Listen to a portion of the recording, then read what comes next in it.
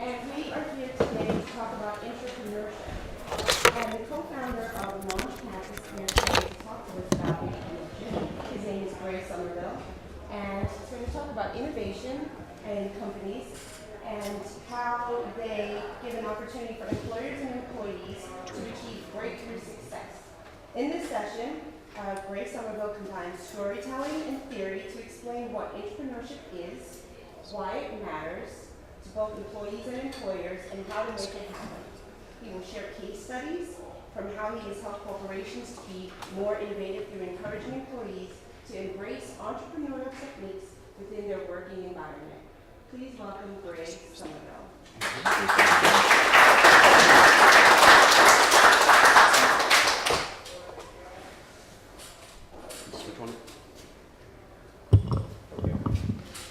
Here we are. Everyone hear me okay? Okay. Great. It's a real pleasure to be with you all. This is my first time attending Geekend, and it's been an enormous pleasure. I don't know how many of you were in Max Howell's talk, but that really set the bar high, so I'm a little intimidated, but we'll do the best we can. I'm going to be speaking about the what, why, and how of entrepreneurship, but it occurred to me as I was preparing this presentation that we are only 12 days away from, do you know? Valentine's Day, right? Only 12 shopping days left. Where are the romantics in this room? And so I decided that I would frame my talk as a love story, which it certainly is. Entrepreneurship is a love story. It's a story of employers and of employees who come together in a very happy and productive union through the magic of entrepreneurship.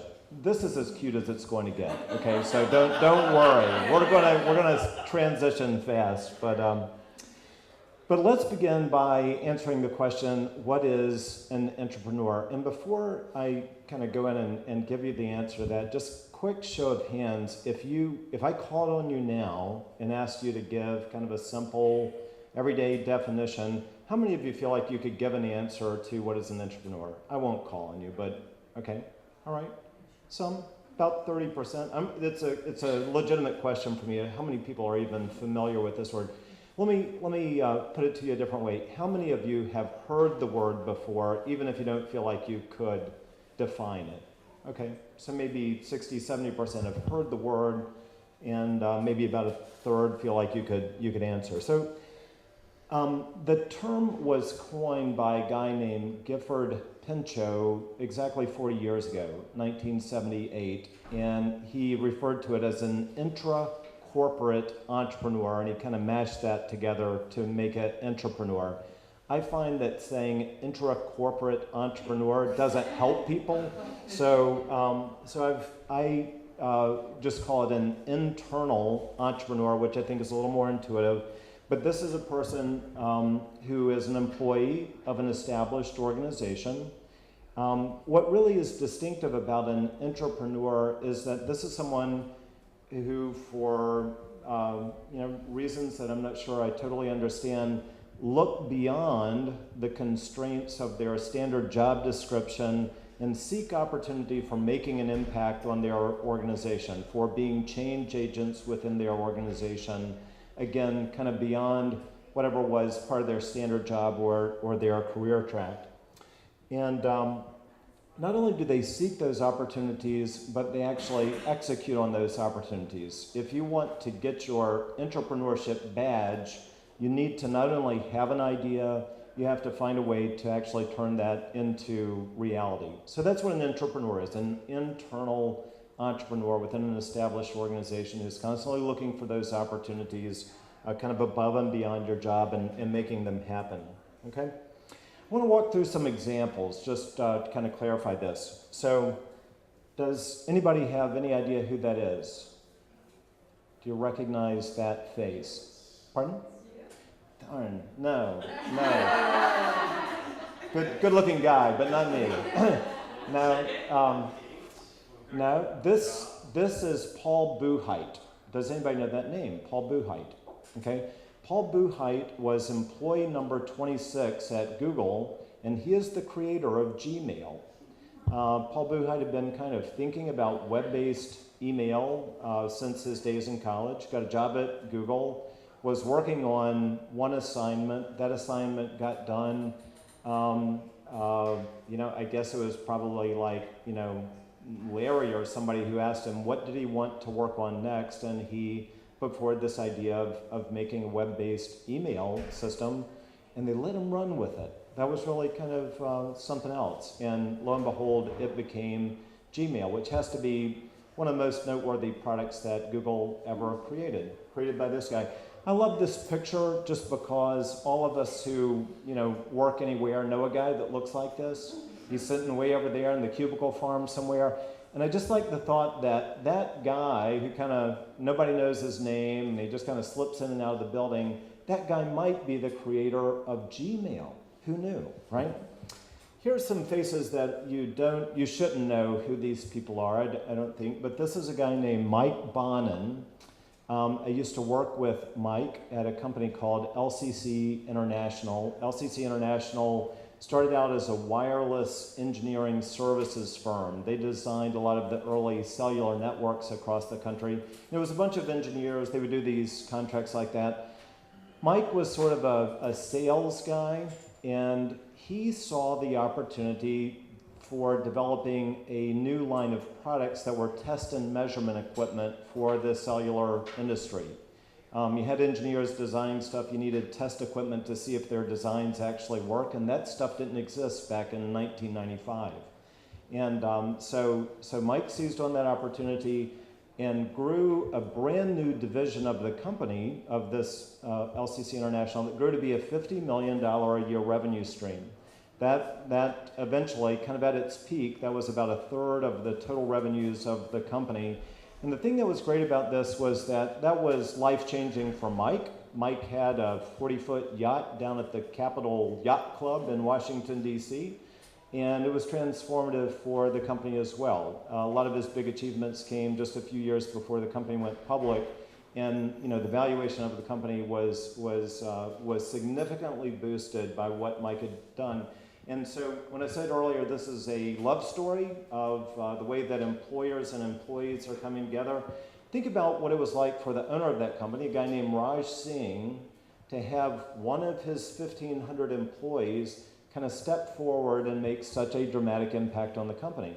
Raj probably added several zeros to his net wealth thanks to Mike Bonin. But on the other hand, Mike Bonin had the same. They both had great love and respect for one another. And it was just kind of what you would wish for in every business relationship, right? So that was Mike Bonin. Here's another guy named Taylor Vieira. Taylor is an old friend of mine going back all the way to college days. For reasons that were out of his control, Taylor had to drop out of college going into his senior year. He never finished college. And he got a job as a bank teller, which if any of you have ever been a bank teller, you know that that's pretty humble work. It doesn't pay all that well. But he eventually got a job in a corporate setting doing sales work. Taylor grew up in Brazil and spoke Spanish and Portuguese. And this was a company that was selling products into the Caribbean, Latin American market, and he was kind of part of that sales team. They were not doing any business in Brazil. And since Taylor was a Brazilian guy, he saw the opportunity to extend this company's offering into the Brazilian market. Took a lot of work that was beyond his normal responsibilities. He ended up having to kind of tailor the product and find new distribution channels. But eventually, Taylor developed the Brazilian market for his company into a $5 million a year revenue stream. And again, it was a case where a guy who had probably been making $25,000, $30,000 a year as a bank teller a few years ago is now making $250,000, $300,000 a year as the vice president of this new sales group that was servicing the Brazilian market. Okay, so again, a wonderful love story. Great for his employer, great for him, and those are examples of entrepreneurship. Here's another one. This guy right here is a guy who used to work for me. His name is Frank Martinez. This was taken at a company event, some sort of Christmas party. Frank had had a few too many drinks actually at this event, so he didn't always look quite like this. But Frank was a kind kind of entry-level employee in my company. We had to handle a lot of data. He was an entry-level data analyst, okay? Had a college degree, but again, was not a high roller in our company. We were a company that cared a lot about culture, cared a lot about employee engagement, cared a lot about creating a great environment for our employees. And the thing that Frank did that was so cool is that on his own initiative, he put together this boot camp program, kind of a workout program. He found a trainer who would come to our office and 3 times a week during lunchtime or at the end of the day put together these incredible kind of workout boot camp events. And more than anything we'd ever done at that point is about 15-year history of the company, it was the most effective thing that we had ever done in terms of kind of getting groups across different departments to connect with each other and kind of create new bonds and relationships. It had a very, very noticeable impact on employee engagement and just kind of the overall culture of the company. And that was something that, again, Frank is an entry-level data analyst who looked beyond his job description and came up with this idea that had a huge impact on the company culture and on the well-being of the employees. It was a very, very successful program, okay?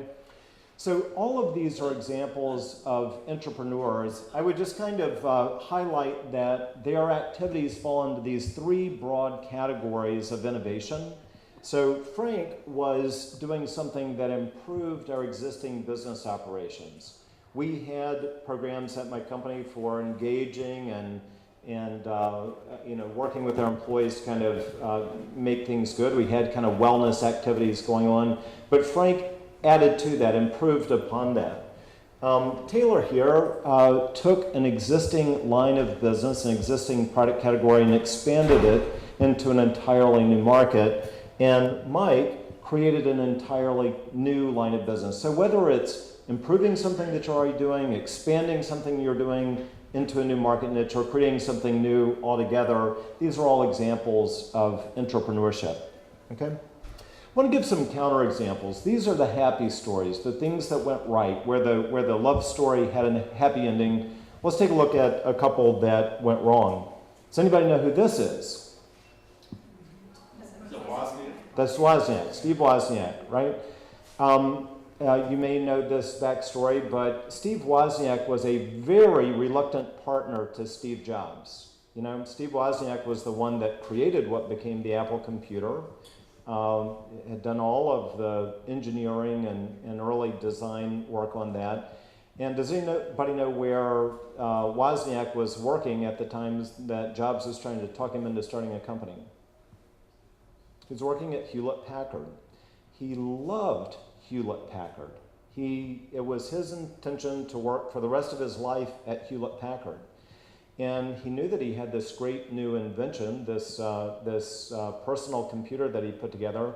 He went to his management and he tried to talk them into, taking this product and running with it. And they looked it over, they had some meetings, and they said, thanks, but no thanks. This just isn't something that we see going anywhere. So because of that, Wozniak joined up with Jobs. They started Apple. Today, does anybody have a guess what the difference is in market capitalization of Apple versus Hewlett Packard? Apple, I checked this morning, is something like $800+ billion market capitalization. And Hewlett Packard's is about $27 billion. So that's, do the math real quick, something like 30, 40 times greater value of Apple over the entire company of Hewlett Packard, right? Wouldn't it have been a smart thing if Hewlett Packard had held on to this guy and gotten behind his product? We'll mention this person. This is a person who reached out to me through our website the other day.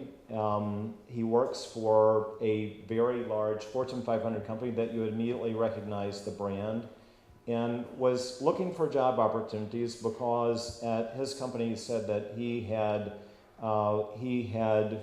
introduced 5 innovations as an entrepreneur. He said after doing that, had the same job, had the same salary, and other than a little pat on the head, nothing has changed for me in my life, and I now want to move on. So there is the opportunity for real magic to happen both for the company and for the employee, but if the employer isn't sensitive to this opportunity, if the employer isn't looking for it and cultivating it, then you can miss out on great opportunities like this. Okay? So again, just to recap, an entrepreneur is an employee of an established organization. They look beyond the constraints of their job description for opportunities to improve, expand, or create lines of business. And they do that with the backing and support of their management. Ultimately, if management isn't able, isn't willing to get behind these entrepreneurs, it can't really work out. Okay? Okay, so why should you care? These are nice stories, but what's in it for you? Here's why I think that employers should care.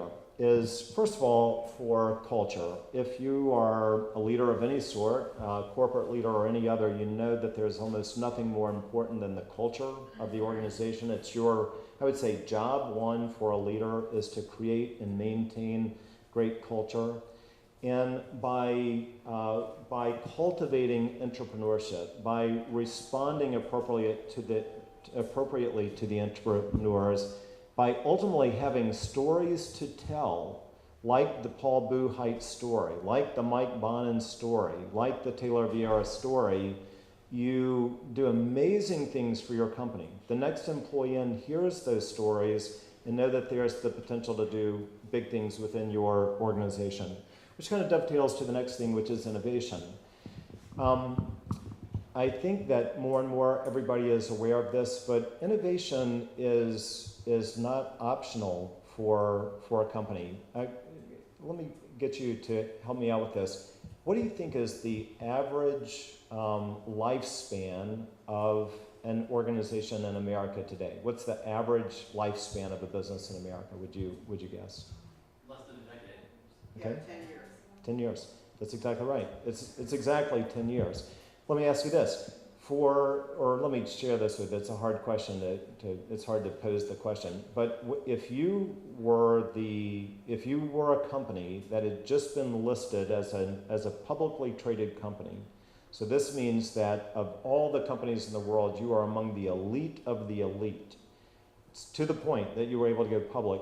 What are the chances that you will still be alive 10 years later?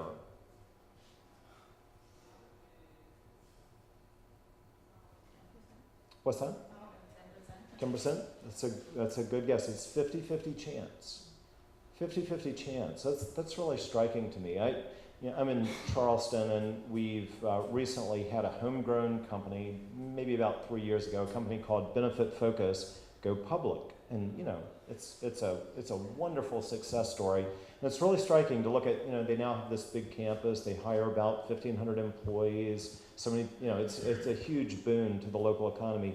It's interesting to look at all of that and say, 7 years from today, it's 50-50 whether any of that will even exist or not. The reason that this is the case is because the cycle of innovation is constantly accelerating. Let me give you an example just to highlight this, okay? Plain old telephone service, being able to pick up a phone and call somebody, from the day that was introduced until the day that there were 50 million users around the world of plain old telephone service took 75 years, okay? 75 years for that technology to have market penetration to get to 50 million users. Angry Birds, that little video game, do you know how long it took for it to get 50 million users? 6 months? Oh, no, I think it was 35 days, okay? Now, here's the interesting thing about that, though, is that the two are related. When telephone service was rolled out, a network was built around the world. I mean, we laid cable all over the entire globe when telephone service was rolled out. That cabling was what allowed us to have the internet. The internet's what allowed us to have social media, and social media is what allows Angry Birds to spread around the world and gain 50 million users in 35 days. So it's there's this constant acceleration. Each innovation adds to the speed of the next. And that sounds like a good thing. I mean, it's kind of exciting to live in a time where innovation is going on like that. But if you are the CEO of the company that's living in that environment, you know what it means? It means that every single day you have to run a little faster or else you're going to be run over. The legend of Sisyphus having to roll that big rock up the hill. Well, every CEO in the world today is Sisyphus, with the only difference being that they have to roll that rock faster every time they roll it up the hill. There's somebody holding a stopwatch saying, you gotta move it a little bit faster. So why does it matter to an employer to cultivate and inspire and enable entrepreneurship? Is because the CEO, the employer, desperately needs innovation, and you're missing this opportunity. You're missing your Steve Wozniaks if you're not.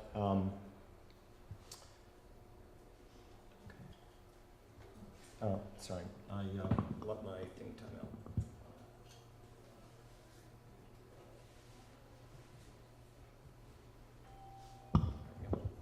All right, I guess that's kind of a little subtle signal to pick up the pace, so I'll try to do that. And then finally is because of talent. I would say that if you looked at the core things that you have to think about in the business world today, innovation is one of those. The other is talent. Ultimately, we live in a world where talent is the ultimate competitive differentiator. If you're an organization that can say honestly to your employees, the opportunity is wide open for you here to be a Paul Buchheit. The opportunity is wide open for you to be a Mike Bonin. We're going to get behind you and support you. Then you will be a talent magnet.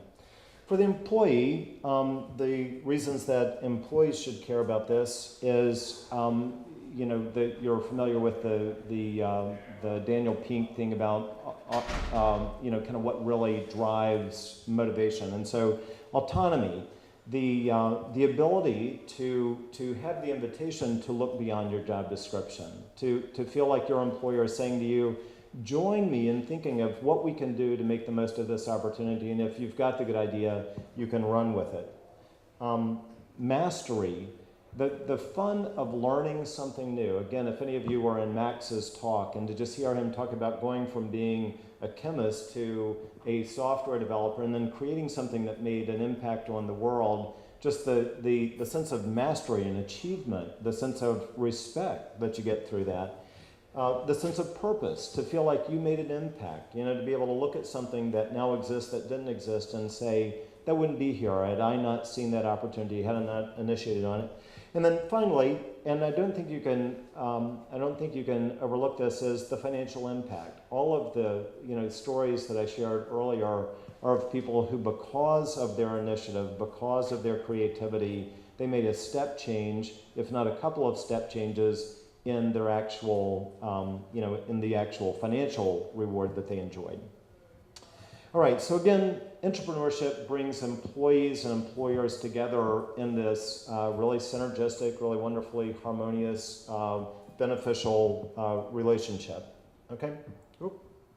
Oh, I'm stealing all my thunder. I'm going the wrong way, sorry. Hold on. Okay, so that all sounds good.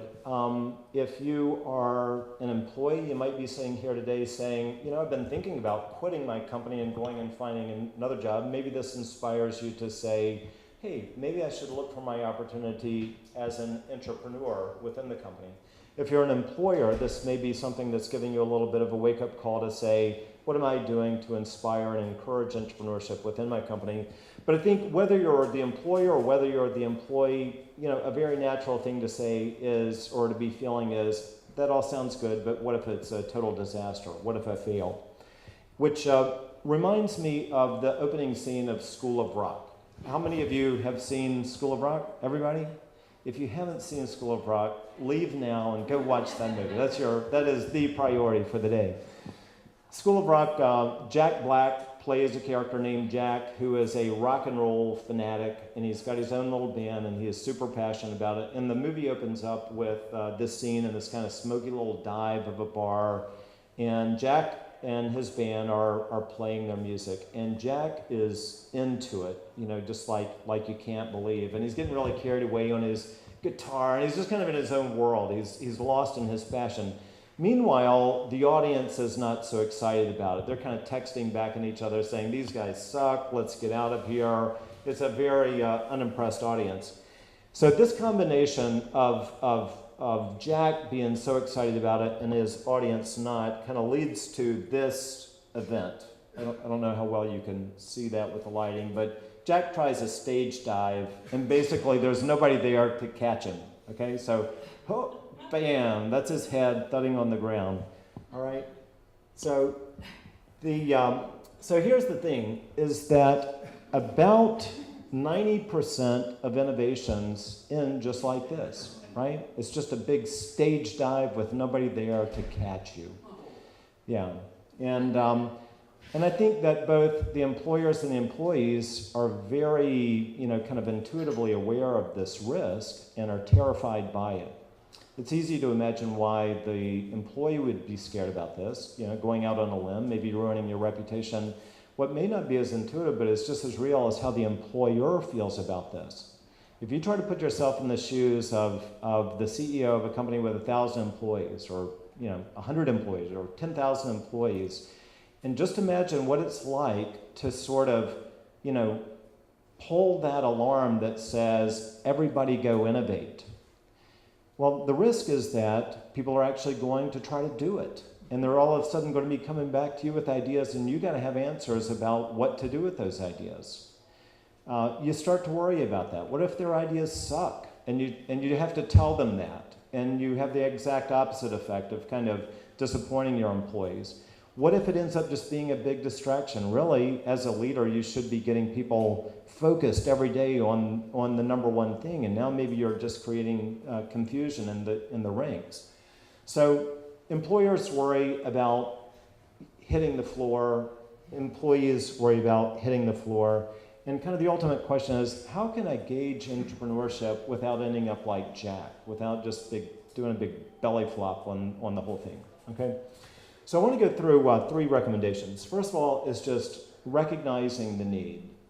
We've kind of started to talk about that a little bit, but I think to the degree that both as an employee and as an employer, you're able to say, what options do I have? What is the payoff of this? It's sort of motivating. The second is to just become basically literate in kind of how innovation works, how to think about innovation, how the innovation process works. And then finally, as an employer, I think you really do need to develop a system or a program in order to make entrepreneurship work. Okay, so let me kind of go through these quickly. As far as recognizing the need, we've touched on this, but looking at this through the lens of the business life cycle, which is a theory that says that organizations kind of have a life cycle just like organisms that go through these stages of startup, growth, maturity, and eventual decline. And as we've already mentioned, the average for this life cycle is 10 years. And as a business operator, the thing that you have to be aware of is that you've got so much riding on this business life cycle.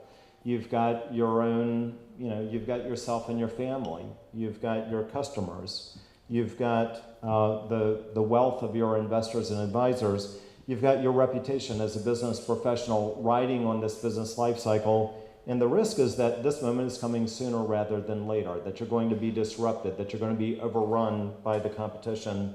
And I don't know if any of you have been through this or not, but if you ever have that day, it feels a lot like this, right?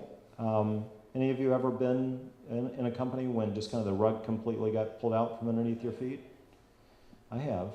It's terrifying, with 20% of employees getting pink slips all on a single day. All right, so something to think about is how long do you have? A way of kind of calculating this is think about the life cycle, the lifespan of your typical line of business. So if you take that and then you divide that by the total number of lines of business you have, this is kind of a way of calculating what your required rate of innovation needs to be. So let's say that I have products that last about 10 years. And I have 5 of those product lines. That means that every 2 years, I need to be introducing a new line of business in order to just stay up with what I'm currently doing. Very few executives have done the math on that, all right? But it's worth thinking about. All right. So recommendation number 2 is just to get some is to just understand the basics of innovation. I'm going to share 3 things that I wish everybody knew about innovation. This is your crash course in innovation basics. Okay. So number 1 is just what are the goals and sort of the portfolio options for innovation.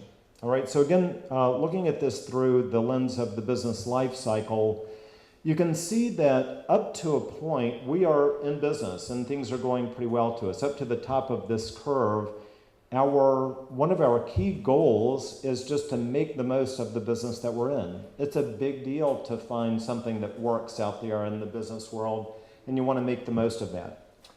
And so there are kind of 2 categories of innovation that are making the most of what we're doing. One is improving the efficiency and effectiveness of our current business operations. And the second is expanding and extending. And this kind of echoes some of those things that we saw earlier. The other major goal is to create the new thing that will sustain you after the old thing dies, right? And so this third kind of overall category of innovation is creating entirely new lines of business. I think if you can just kind of have that framework in your head that if you are a business leader or if you're an employee in an organization, you want to think strategically about where the opportunity is to realize there are basically 2 things that we're trying to do. Make the most of the business that we're in, create a new business that will sustain us into the future when this one ultimately dies. And here are kind of the things that we need to be doing to do that. For a healthy company, your budget, your overall innovation budget should be roughly in kind of these proportions. About 70% of your budget going into making the most of the business that you're in, and about 30% going into creating the new thing, okay? So if you had an innovation budget that was 5% of your total revenues, this is how you would want to spread it out. The second thing that I want to share with you is just kind of a framework for thinking about innovation. And here's kind of the big idea is that if you haven't kind of studied this, we tend to think about innovations as sort of features of a product or of a service. We think about the widget when we think about innovation, but really what goes into an innovation is a lot more than that. And this is kind of a simple way for you thinking about it. So let's say that this rectangle represents any innovation, no matter if it's a process improvement, a product line extension, or a totally new product category, all right? The innovation can be kind of broken up into 4 basic components. And those components are the market, the model that we designed to address the market, the mojo that it takes to operate the model, and the money that kind of flows out of all of those things, the expenses that we incur, the revenues that we gain. And those can be divided into subcategories. So with the market, what we're talking about here is a particular customer segment, something that you could define demographically, let's say, that has a particular job to be done, something that this group of people are trying to achieve, whether that's connecting with their spouse or selling more of their product, and they're having a problem with that job. This is kind of a nice, clear definition of a market. The model that we designed to address a given market has 4 components. The first is the actual solution. This is the features of your product or your service. The second is how is that competitively differentiated though from the other options that are out there. The third is something called the value capture model, which is basically our answer for how does this thing make or save money. And then fourthly is the distribution model. How do we get this out into the world? Even if it's inside our own company, how do we get people to know about it and to adopt it? The mojo is thinking about what's it going to take and do we have what it takes to actually operate our model? And this is a matter of do we have the core competencies and the key resources? And then finally, the money is just the revenue or savings that's generated, the costs that are incurred, and ultimately the profit that comes out of that. I want to say that just this little thing, this is something that's commonly referred to as a business model canvas, but it's a wonderful tool for thinking about all the different pieces of what go into an innovation. And I would say that if your employees knew about this, it would kind of raise the water level on your ability to innovate. The third thing that I want to just go through real briefly is the process for becoming an entrepreneur, all right?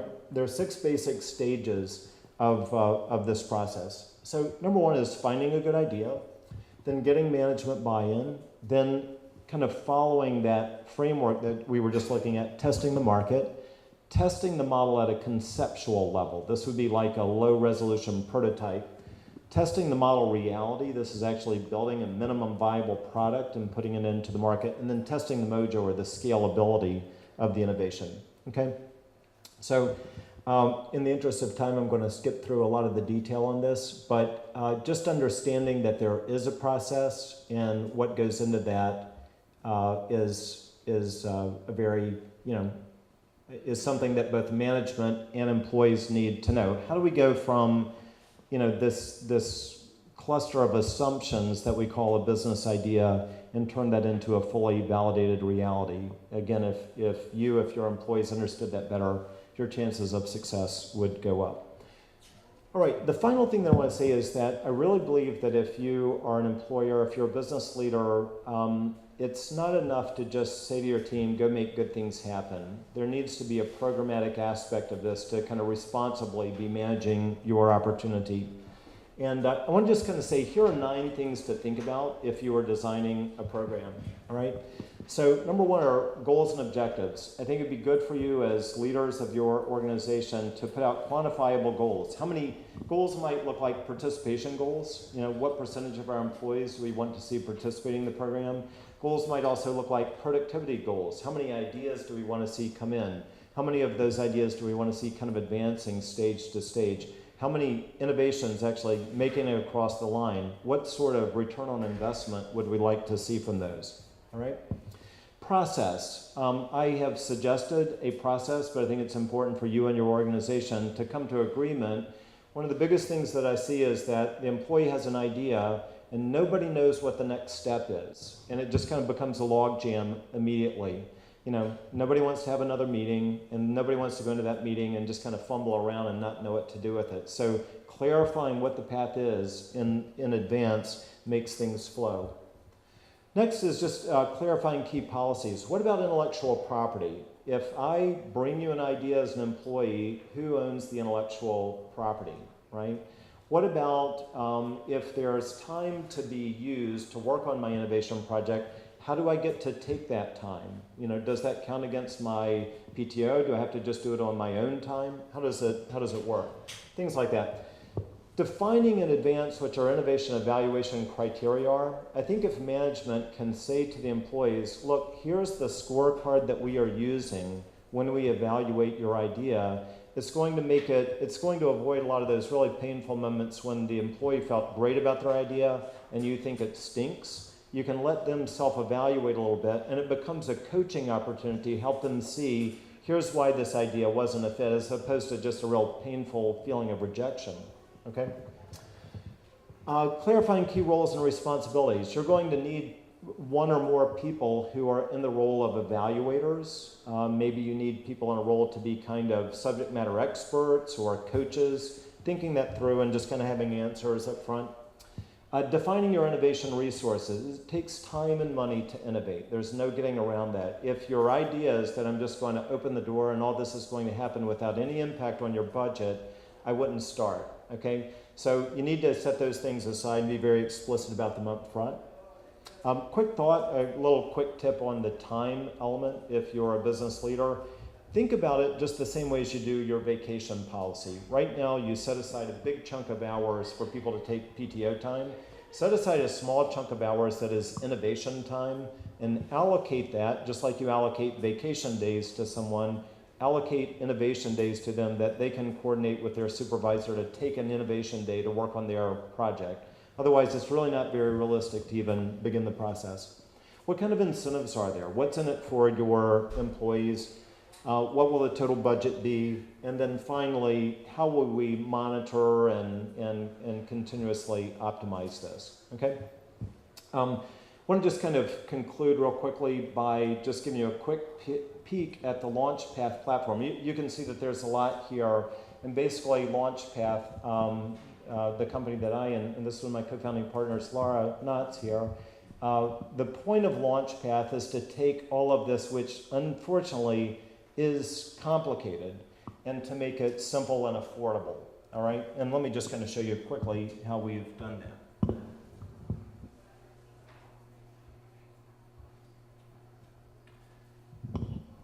All right, this is one of our customers, a company called Floral Life. They are, if you buy cut flowers in the grocery store and they have that little packet of chemicals in the bottom, Floral Life makes those that keeps your flowers fresh. All right. If you were a brand new employee at Floral Life, you would get this really exciting email message from the CEO that said, become a Floral Life Intrapreneur. And it would kind of explain to you briefly what Intrapreneurship was, and it would invite you to participate in the program. When you clicked on that link and set up your account, you would land here, where you could see that you have your profile, no ideas, no projects, no lessons completed. You could see what other people were doing. And then these 3 calls to action: get started, get trained, and learn more. If you were to click the get started, you would go into what we call the Innovation Center. Here you could see what the opportunities were within your company. You could look at or create new ideas. You could submit those ideas to what's called the Innovation Council and get them turned into projects.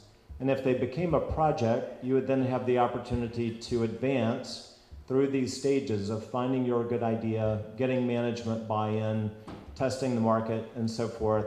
And you would be assisted by both integrated training and tools to kind of make that whole process flow. So it's a way of clarifying the path for the employees and quite honestly, clarifying for management as well, getting everybody speaking the same language and kind of, coordinated with that.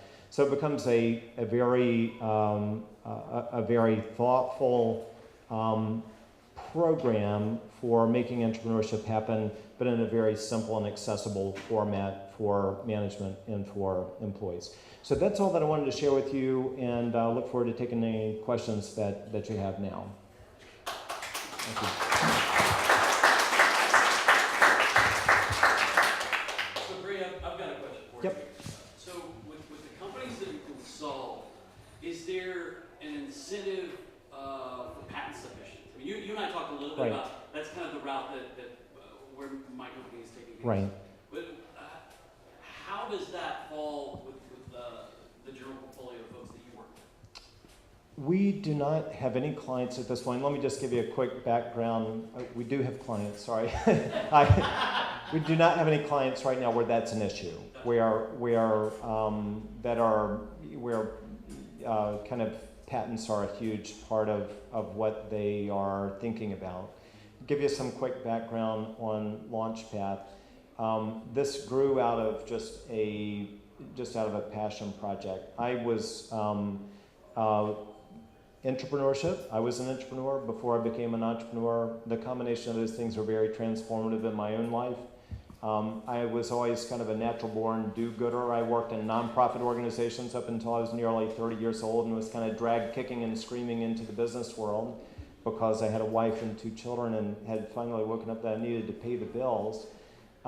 So when I kind of figured this out, I wanted to share it with other people. I started doing something that I called Entrepreneur Camp with my own employees, just as a way of kind of sharing the love with them and opening that door for them. That eventually turned into something that I called the 365 Days to Launch Entrepreneur Training Program in Charleston. Laura here was in my very first class, and she's a natural-born innovator and entrepreneur. She was looking to do something different. She became a collaborator on what was essentially a nonprofit thing in 2014. We and after kind of doing this, just helping out local entrepreneurs, we said maybe this could be a business, and we started focusing on corporations and entrepreneurship. So anyway, that was kind of the wind up to that. Our minimum viable product was a service offering that we did for about a year and a half to really understand clearly what the executives and the employees were thinking about and needing. And then based on that, we started designing this platform in 2016, and we launched the commercial version of this in July of this past year. So right now we have 3 clients on this that are kind of small to medium-sized company. Our largest client has 1,500 employees. Our smallest has about 300 employees. So patents haven't been a key thing there. So anyway, don't really have data on that. Sure. Sorry to say. Yeah, Thanks. yeah, Where are your clients in that life cycle? I mean, are you seeing Right. companies that are a little earlier on and they've got a very innovative culture from the beginning? Or have you worked with companies that are maturity Right. on the cusp of decline and trying to recover? right. So far, the clients that we have acquired, and this, probably doesn't say much because so much depends upon just our marketing and so forth. But so far, our clients have been mature companies as opposed to early stage companies. So yeah, I would say that we're definitely getting a strong response from companies that understand that innovation is important. Maybe worry a little that they're not cutting it.